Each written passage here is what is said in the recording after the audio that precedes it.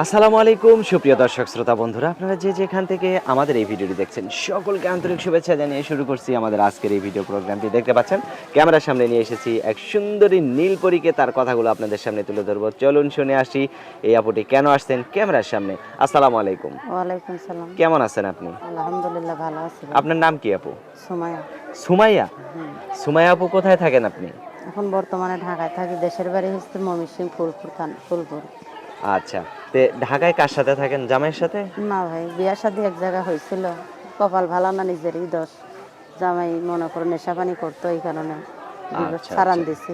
একটা বাবু আছে 7 বছর বয়স। বাবুটার 7 বছর বয়স? হ্যাঁ, ছেলে নাকি মেয়ে? ছেলে। ছেলে বাচ্চা। হুম। বাচ্চাটা কি এখন লেখাপড়া করান নাকি? এখন বাচ্চাটার জন্যই আমার ঢাকাতে আসা হয়েছে, বাচ্চা কাচ্চা লেখাপড়ার জন্য।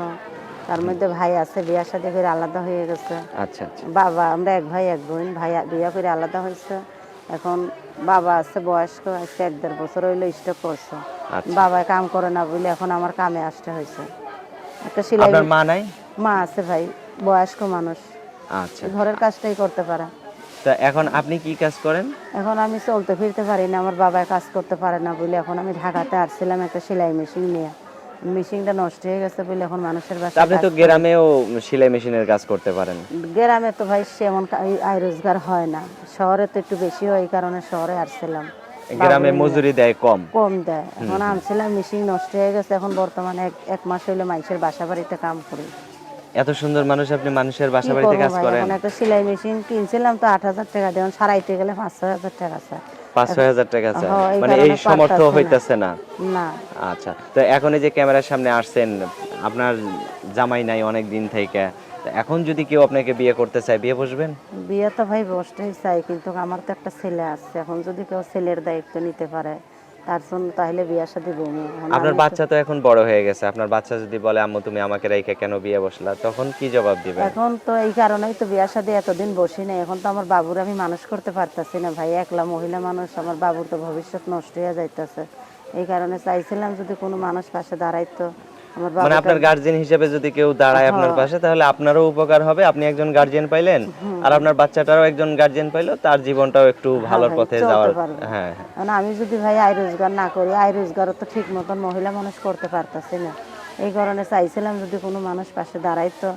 5 ওয়াক্ত নামাজ পড়ি ভাই, অনেক কষ্ট করে প্রতিবেদনে আসছি। কোনো আশা ছিল না আসার জন্য, এখন ভাগ্যটাই নামছে, কি করবো। আচ্ছা আচ্ছা। তো ফোন নাম্বার কি মুখস্থ আছে? না ভাই, এই যে ফোন নাম্বার আছে। আমার হাতে যেটা হ্যাঁ দিছেন হ্যাঁ, এটা? ওইটা ভাই, ওইটা। আচ্ছা, তো আমি বলি, আমার সাথে সাথে আপনিও আচ্ছা। বলেন।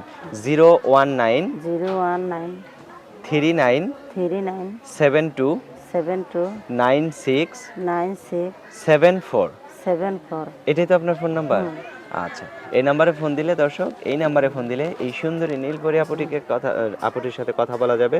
দেখতে পাচ্ছেন কত সুন্দর একটা মায়াবী মুখ নিয়ে দাঁড়িয়ে আছে, তার মুখটা দেখতে অনেক সুন্দর একটা মায়াবী লাগতেছে। যদি এই আপুটিকে নিয়ে, তার বাচ্চাটাকে মেনে নিয়ে যদি কেউ তার সাথে দ্বিতীয় ঘর সংসার করতে চান, তাহলে অবশ্যই এই নাম্বারে ফোন দিয়ে এই আপুটির সাথে অবশ্যই যোগাযোগ করবেন, আর এই মিষ্টি আপুটির সাথে কথা বলতে পারবেন। আর কিছু বলার আছে আপু? না ভাই, আর কিছু বলার নেই। আচ্ছা, ভালো ইনশাল্লাহ। থাকবেন আপু। হ্যাঁ, ইনশাল্লাহ। প্রিয় দর্শক, আপনারা ভালো থাকবেন। আপনারা ভালো আজ এ থাকবেন। পর্যন্তই। আল্লাহ হাফেজ।